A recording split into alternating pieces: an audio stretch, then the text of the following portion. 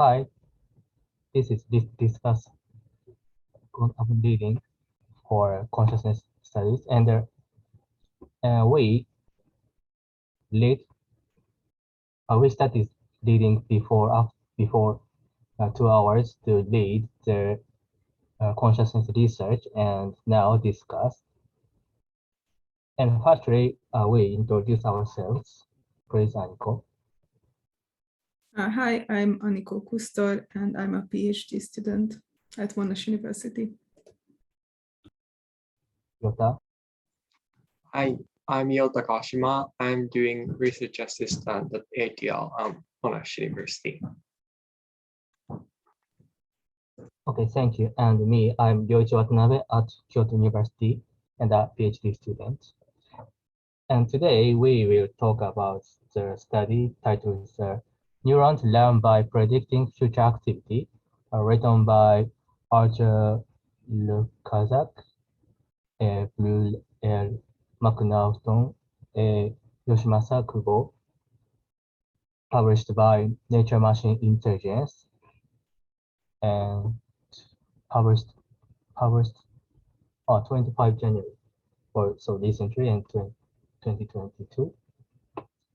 And firstly, I summarize this study briefly. And in this field, it is known from many studies that the brain is like a predictive device, a predictive system. And however, it is not clear how it makes prediction in the brain, or for the level of the network or the level of the cell or something. And also, the brain consists of a network, for example, where the information is input, so input layer, and the process in the middle layer or the hidden layer, and then the information or action or something is outputted in the output layer, and also fitted the like the neural network model or something. And also the back propagation is also as known that refers to system that modifies the processing law or the way of processing of the middle layer or the hidden layer from the output. Also, this is widely known as something learning algorithm or model. And also, in this study, the authors refer that the constructive Hebbian learning rated like the Hebbian, and this is similar learning model is to this back propagation. And in this learning law, the contrast Hebbian learning, briefly, the hidden or the intermediate layer and the output layer of the network are interconnected. So input and hidden layer and out layer and input layer, the hidden layer and the output layer are interactive for the information. Also, in this study, the authors propose a learning algorithm that shows the predictive coding occurs at the cellular level related to this constructive Hebbian learning or back propagation. And the authors are assumption point that the learning process consists of two stages. One is a free stage, and so the next one is the cramp phase. So one is a free stage or free phase, and the second one is the cramp phase. Yes. And in this free phase, the cells remain active until they converge to an equilibrium state. So firstly, input information, the activation is increased and peaking, and decline and stable and active continue up to or state how to say right stated and the flat activity and the end of the flat point is like the predicted state or something. And also they also introduce the other phase like the cramp phase.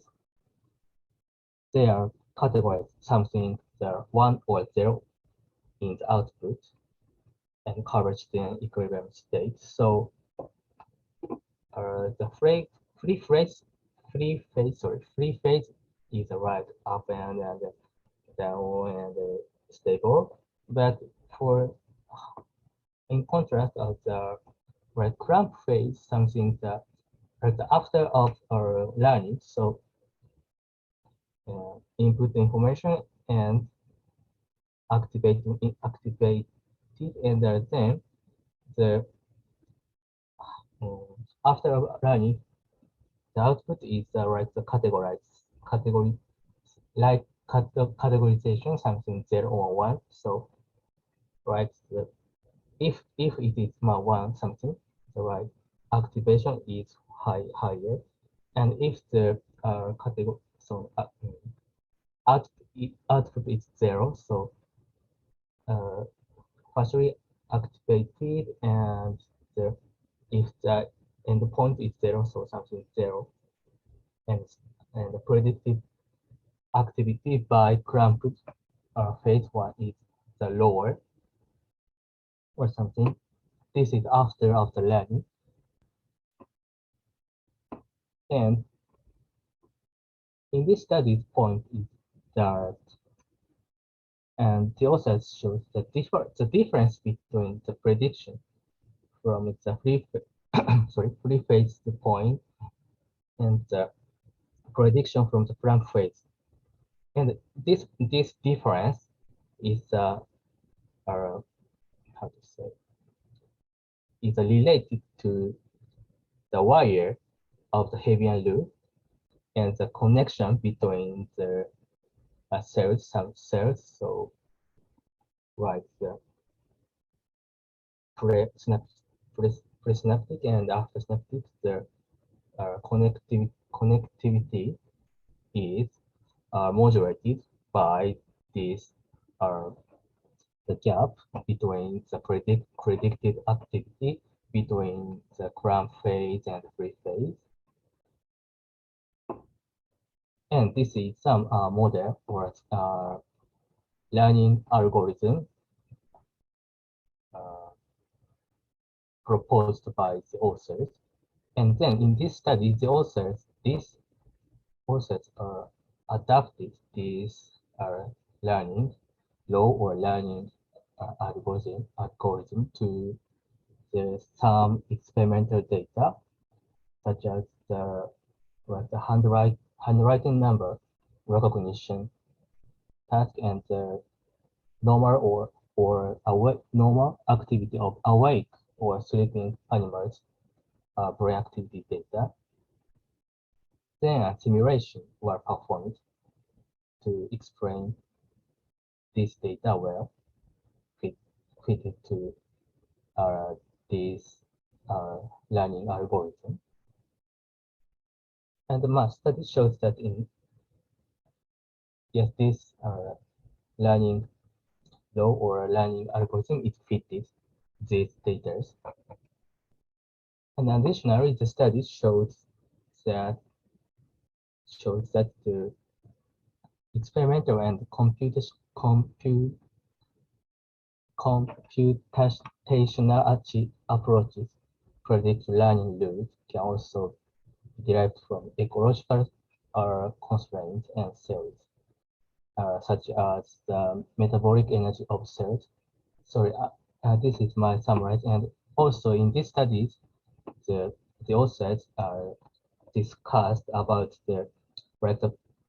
this learning algorithm and sorry, the authors discuss the relationship between this algorithm and the biological or ecological energy of cells, such as the metabolic energy or cell energy, approach to the maximum energy or something. But this discussion is after of my summary, and let's discuss about this point. Okay, so this is my summarization, and please add some.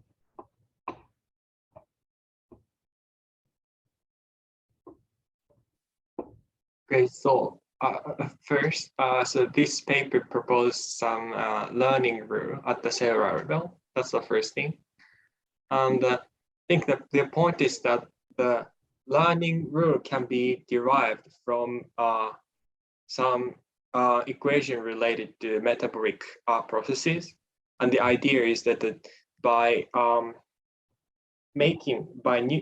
for neuron itself, or the neuron try to make their metabolic process more efficiently, and this kind of effective approach will lead to just a learning process. So their claim is that the metabolic process and learning rule at the cellular level is related and naturally derived. I think that's the point of this paper, if I understand correctly. But I think I need go. Do you want to say something? Yeah. So so I think Ryochi mentioned before that there has been a lot of different discussions and ideas about how the brain predicts and how prediction is kind of implemented in the brain, and whether and which level. And then I think the authors basically propose that although there are many different alternative explanations of how predictions can be implemented in the brain, but one specific possibility is this learning model that is based on the fact that, mathematically, a single neuron could possibly predict its future activity and then adjust its activity based on that. And that would be like prediction-based learning implemented in a single cell. And I think they are kind of discussing that this would be beneficial for the cell, because then it would be able to kind of optimize its energy consumption. Or that was my understanding. Yeah. Thank you. Yeah. So I have a question in the study. So normally, like the Hebbian rule or something, the presynaptic cell or pre-cell and the post-cell is wired, means that in the Hebbian rule, the one cell and the another cell is activated simultaneously, and they are wired. And yes, I understand this idea, but I can't understand in this studies this point that means that yes, the authors explain the prediction of in the level of the cell, but how to relate the right, one cell and the other cells connectivity or something. Okay, this is my understanding, first of all, but my understanding is that, again, each neuron kind of try to maximize the efficiency in terms of metabolic processing. And for that, there are some component we need to consider. And all these components are related to the relation between one neuron to another neuron.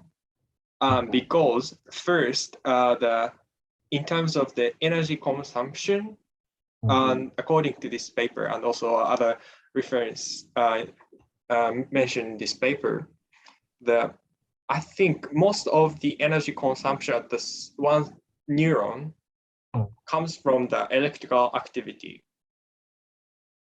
And if we want to characterize electrical activity or the magnitude of activity, we need to think about the connection between one neuron to the other neurons, right?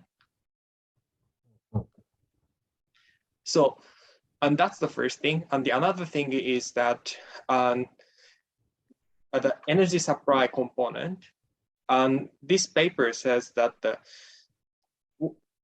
the energy comes from the blood flow, and blood flow, the increase in blood flow is related to the local activity, the amplitude of the local activity. And this is, I think, because, as the neuron consume some energy by some activity, the blood flow is increased to supply some energy so that each neuron can, keep their, activity stable or something, or for the next coming activities. And again, if you want to consider the local activity in terms of the, energy supply, you need to consider the, relation between one neuron to another neurons, right? So the point is that if you want to, if one neuron want to, maximize the efficiency in terms of the energy consumption, energy balance, it's automatic. You need to consider the relation between one neuron to the others, right? And that's kind of wiring already exists or characterized in this, energy consumption equation, and the weight can be changed so that you or one neuron make their, metabolic activity more efficiently. This is just my understanding, and the Hevian rule is just the special case of this equation or something. But yeah, that's my understanding. Aniko, is my understanding correct, or?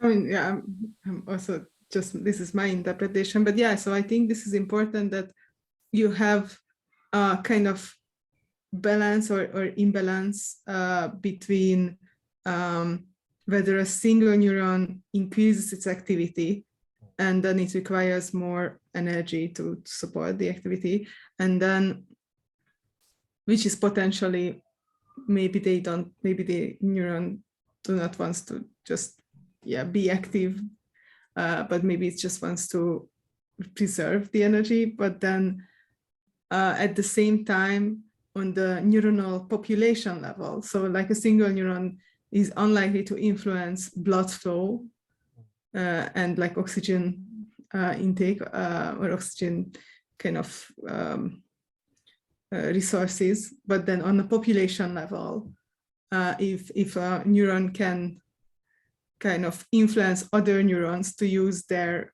activity and increase their activity, that will allow increased blood flow in the region or in that population. And what I understood is that basically in this framework, single cell, like the goal of the single cell is to kind of influence or make like activate other neurons as efficiently as it can, right? I don't know. This is something like that. Mm-hmm. Yeah, I understand that that makes sense. You know, the impact on other neurons, so that each neuron can, you know, maximally obtain the energy supply. Yeah, I understand that, but I think, yeah, that seems correct. Yes. Yes, I like this because they call this the lazy neuron principle, which kind of involves maximum impact with minimum activity, which is something that's really close to my heart. That sounds my kind of life. Yeah.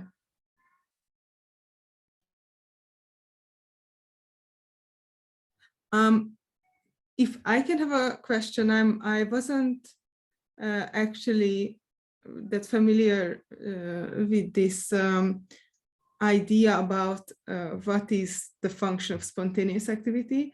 So to be honest, I wasn't even, I didn't know about potential ideas in this field.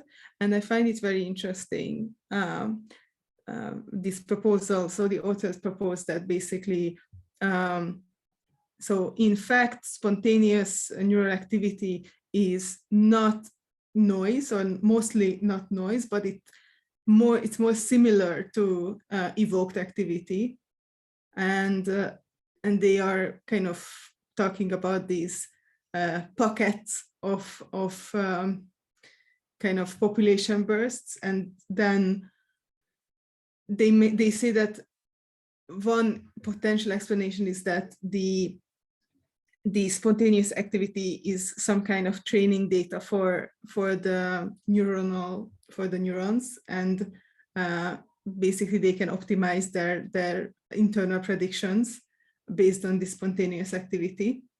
And yeah, so I have found this quite interesting, and I have never really heard of this idea before, but yeah, I think it makes a lot of sense in a way. But I was also thinking that, like, so from a phenomenological perspective, I don't know how, yeah, like at least on the level of consciousness, I mean, I guess we have spontaneous activity in a form of mind wandering, or just, yeah, like the thoughts running, or but yeah, it seems yeah, somewhat weird for me how to identify the spontaneous activity outside of an experimental like paradigm, because of course, like in an experiment, like for example in this paper, they use a mouse, and then sometimes they show they play a sound for a second, and then in other seconds there are no sounds played, and then like a section of that no sound period is considered as spontaneous activity for those neurons, for these auditory neurons. But then, yeah, like in our day-to-day life, how would that work? Or what do you consider spontaneous? I don't know. It's maybe a stupid question, but I was just wondering about that. But I agree with you.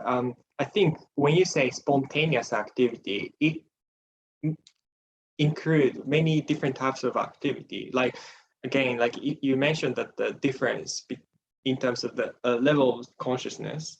So the spontaneous activity in sleep stage can be different from the spontaneous activity in awake stage, right? and they did not mention anything about that, I think. And in the discussion, they mentioned something, the relation between sleep and the spontaneous activities. But, the question is that, okay, then how these, the spontaneous activity are generated or something like that, it's a bit unclear. But I think their idea, what they try to say is that spontaneous activity, yes, some studies says that that's very important, but the other studies consider it just as a noise. So their claim is that no, they are not just noise, they are very important. I think that's the point of the authors, but again, this is just my understanding. They did not, go into that detail, like the differences across, the level of consciousness or something like that. But yeah, I agree with you. Yeah.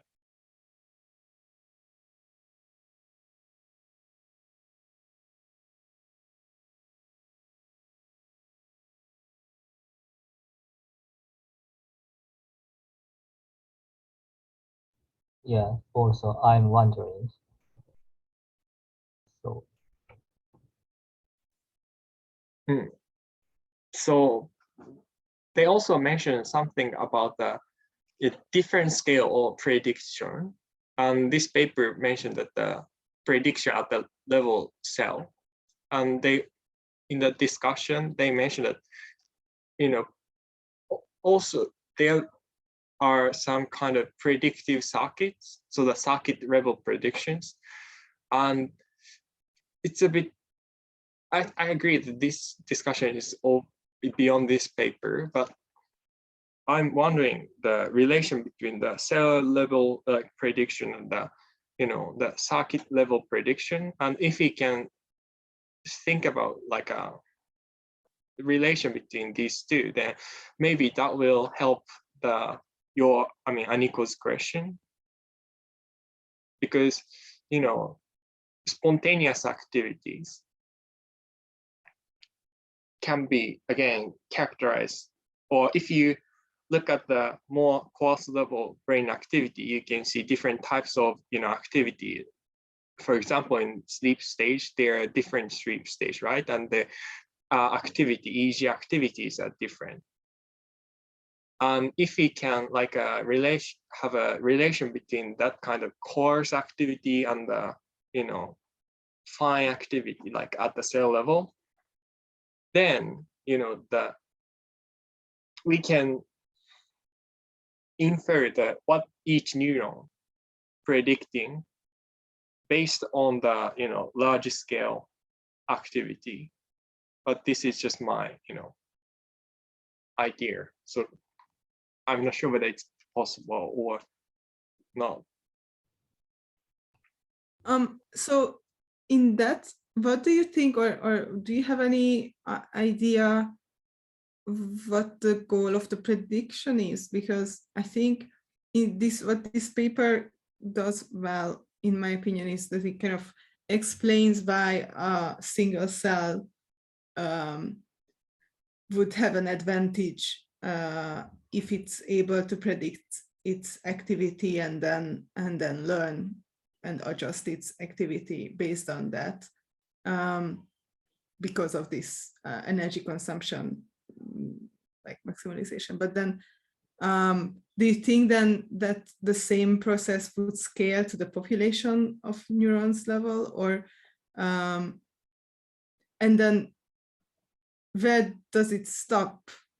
Because at some point, like, yeah, so so one neuron wants to maximize its like energy balance, and then a group of neurons wants to optimize it, but then seemingly there's a lot of different regions and sections, and they all have completely different yeah, they seem to fluctuate. And I mean, I don't know, wouldn't it maximize energy consumption if the like the brain would be in a state of sleep, of like just on and off states, like fluctuating. So wave sleep, maybe again, maybe it's a stupid idea, but I don't know how to scale this or yeah. Yeah, I understand your point that, the same, the rule can be applied to, let's say, the cortical level. And, the prediction performed at the cortical level can be different from the, single level, prediction proposed in this paper. My thinking was that, when you this is not about the prediction, but let's say just for the simple perception, all perception can kind of build upon the single, like a cell level activities, right? So that kind of, building up kind of idea can be applied to this, like, prediction. So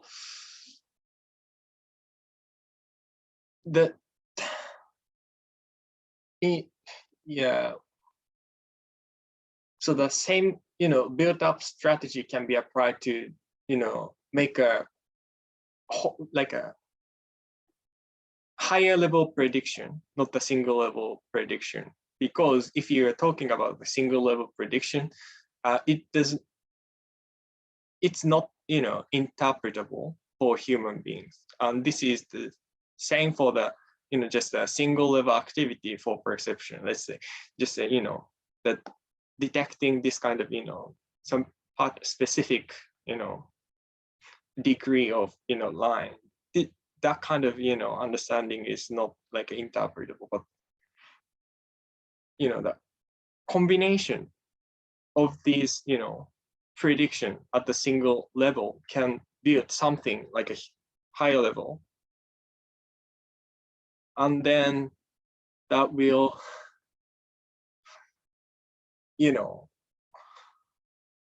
something, happening at the higher level, like a cortical level prediction or circuit level, prediction or something.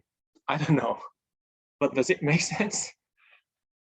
Yeah, I think I guess what you mean. So basically, you're suggesting that it's not about like, yeah, one single like generalizable level, but then multiple levels are actually contributing to the whole picture. Yeah, I guess, yeah, I see. Yeah, so, and in this study's experiment, and the figure 6 or audio stimulus experiment, is the authors used the auditory cortex area of the activity, right? So, yes, and as the author says that yes, there are the prediction or wired of the activity in some levels for cell level and cortical level and higher order and lower order or circuit level, the connectivity and so in this study, the authors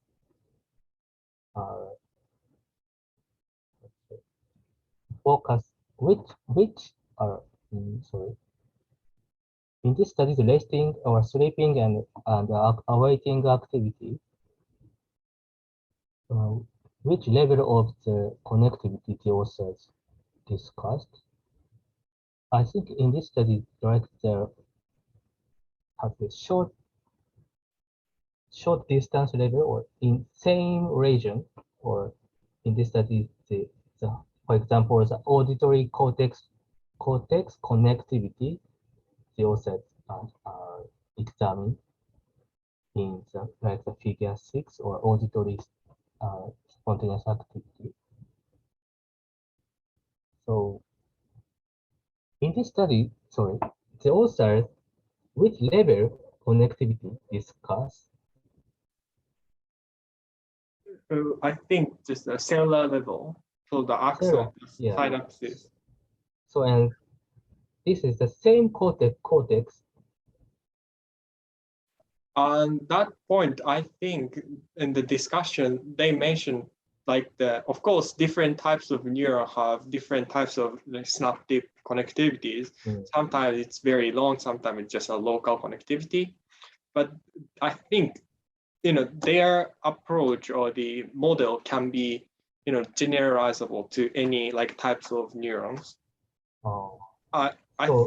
Yeah, they mentioned that, I think, in the discussion or somewhere, but not specific to like some particular type of neuron, but the general across neurons. So including the short distance and also the long distance means, for example, in the auditory cortex and also auditory and the higher integrated area, the network also including. Yeah, but I think your point is very like interesting, because I'm not sure whether the metabolic, the energy, if you consider the energy supply, I don't know whether the connection, the long connection, can affect the energy consumption, because if it's too long, making some kind of impact to the long distance cannot affect the increase of blood flow, probably, because if it's local, then within this area, just the vesicle radius increase, and the energy, the possibility of getting energy will increase. But if neuron is so far apart in terms of spatial location, not sure whether that will affect the increase of energy supply. Does this make sense? But I think you're forgetting that I think it's across like longer time periods even. So if like a higher level region has a prediction, or like now we are talking about predictions in many different levels. So let's just simplify this. If some section of my brain expects to see something in the left visual field, then it may proactively like activate neurons or adjust their activity levels to sensitize them. And then if like a population of the visual cortex is in a higher activity, then that will influence the blood flow. And then, so because I think there are feedback loops in that region, you could build up even longer term influences of the metabolic like capacity, I think, but then that kind of presumes that you have these kind of predictive mechanisms. So it is a bit of a circular argument, I guess. I see.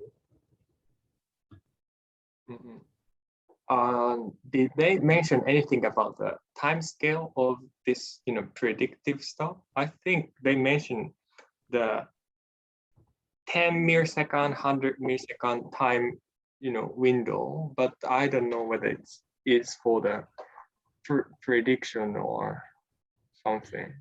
Yeah, so they used, so in the experiments on neural data, they use 5 to 25 milliseconds and try to predict it, the activity in 30 to 40 milliseconds. Is that right? But then they are talking about like approximately 50 milliseconds long or 50 milliseconds of like pockets of activity.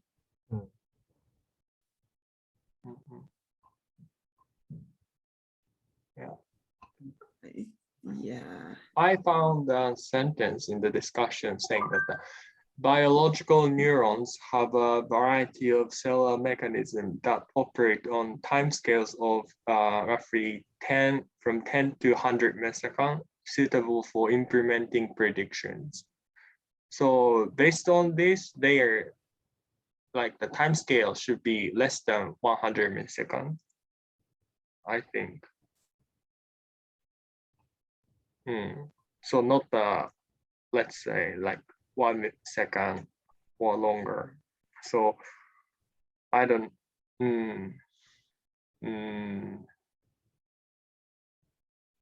no. And also, did they mention about the duration, the length of the free phase period? I'm wondering how each neuron can determine like these kind of period. Because in the model you can arbitrarily select, or by observing activity, neural activity, you can find some kind of peak, and then can consider maybe the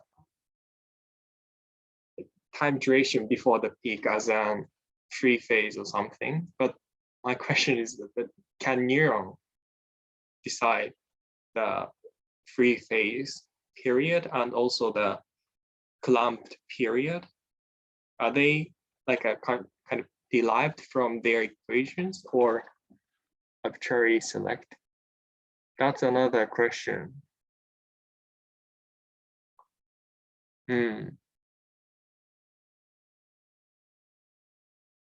Probably, if each neuron can detect some kind of derivative, like the steepness of the increase, then neuron can detect the peak, so they can stop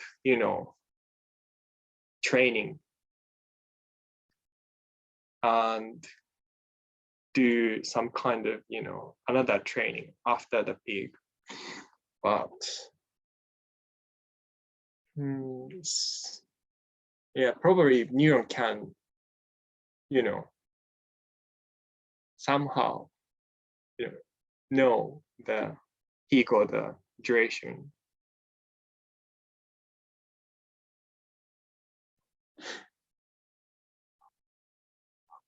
Yeah, so I think they mentioned this calcium-based activity, or like that this kind of calcium signaling can mimic or can kind of provide information on a cellular level about the ongoing activity. But I am not that familiar with how that works.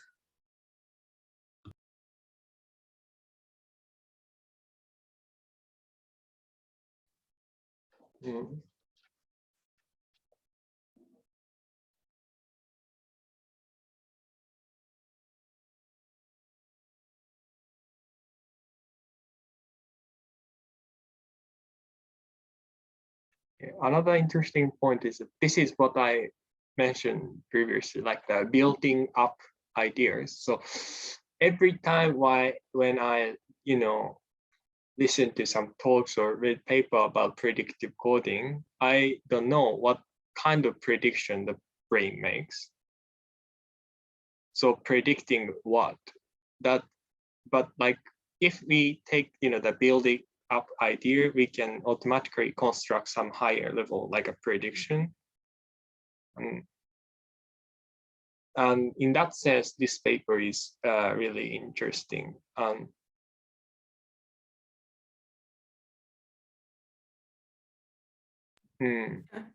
Yeah, I agree. And I think so here, of course, the goal is to predict the single cell, like what the single cell will do in the future.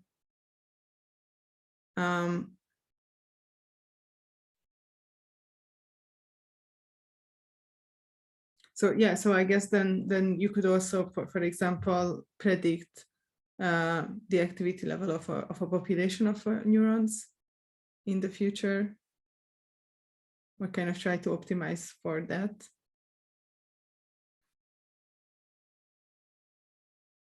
Yeah.